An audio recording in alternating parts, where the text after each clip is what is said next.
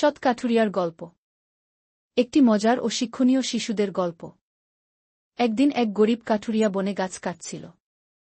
তার হাতে ছিল একটি পুরনো লোহার কুঠার।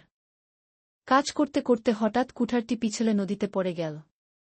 কাঠুরিয়া খুব কষ্ট পেল এবং কাঠুরিয়া তখন বসে কান্না করতে লাগল। ওহ না, আমার একটাই কুঠার ছিল, এখন আমি কিভাবে কাজ করব?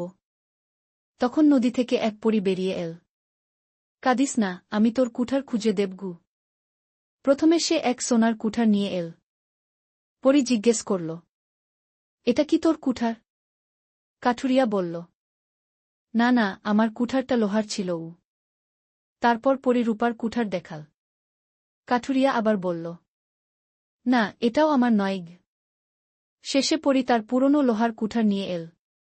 কাঠুরিয়া খুশি হয়ে বলল, হ্যাঁ, এটাই আমার কুঠার।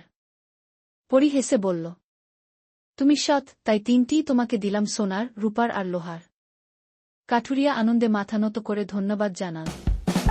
গল্পের শিক্ষা: সততা সবসময় পুরস্কৃত হয়। মিথ্যা নয়, সত্যই মানুষের সবচেয়ে বড় শক্তি।